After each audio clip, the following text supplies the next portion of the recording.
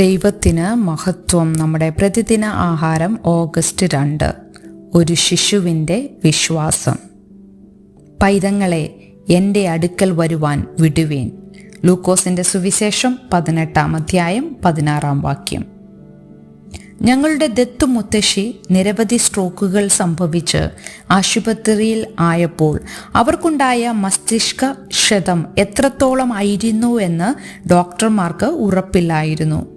അവരുടെ തലച്ചോറിൻ്റെ പ്രവർത്തനം പരിശോധിക്കാൻ ആരോഗ്യ സ്ഥിതി അല്പം മെച്ചപ്പെടുന്നതുവരെ കാത്തിരിക്കേണ്ടി വന്നു. അവർ വളരെ കുറച്ചു വാക്കുകൾ മാത്രമേ സംസാരിച്ചുള്ളൂ. അതിൽ പോലും വളരെ കുറച്ച് മാത്രമേ മനസ്സിലാകുമായിരുന്നുള്ളൂ. പക്ഷേ 12 വർഷമായി എൻ്റെ മകളെ നോക്കി വളർത്തിയ ആ 86-കാരി എന്നെ കണ്ടപ്പോൾ അവളുടെ വരണ്ട വായി തുറന്നു ചോദിച്ചു, കെയ്ലയ്ക്ക് എങ്ങനെയുണ്ട്? അവൾ എന്നോട് ആദ്യമായി സംസാരിച്ച വാക്കുകൾ അവൾ സ്വതന്ത്രമായും പൂർണ്ണമായും സ്നേഹിച്ച എൻ്റെ മകളെ കുറിച്ചായിരുന്നു. ശിഷ്യന്മാർ അംഗീകരിച്ചില്ലെങ്കിലും യേശു കുഞ്ഞുങ്ങളെ സ്നേഹിക്കുകയും അവരെ മുൻപന്തിയിൽ നിർത്തുകയും ചെയ്തു.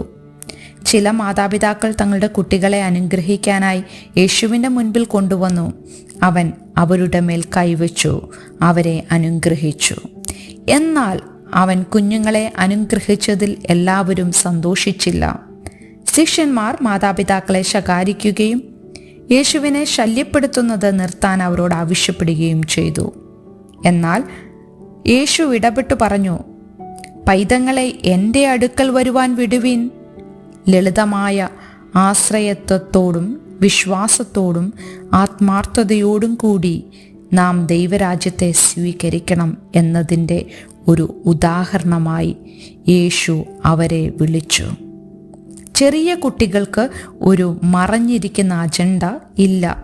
നിങ്ങൾ കാണുന്നതാണ് നിങ്ങൾക്ക് ലഭിക്കുന്നത്. ശിശു സമാനമായ വിശ്വാസം വീണ്ടെടുക്കാൻ നമ്മുടെ സ്വർഗീയ പിതാവ് നമ്മെ സഹായിക്കുന്നതനുസരിച്ച് നമ്മുടെ വിശ്വാസവും അവനിലുള്ള ആശ്രയവും ഒരു ശിശുവിനെ പോലെ തുറന്നതായിരിക്കട്ടെ. ചിന്തിക്കുക, ദൈവവുമായുള്ള നിങ്ങളുടെ ബന്ധത്തിൽ ഒരു ശിശുവിൻ്റെ ആത്മാർത്ഥത നിങ്ങൾക്ക് എങ്ങനെ അനുകരിക്കാനാകും? നിങ്ങളുടെ കുടുംബത്തിലും സമൂഹത്തിലും നിങ്ങൾ എങ്ങനെയാണ് കുഞ്ഞുങ്ങളെ അനുഗ്രഹിക്കുന്നത്? ദൈവത്തിന് മഹത്വം.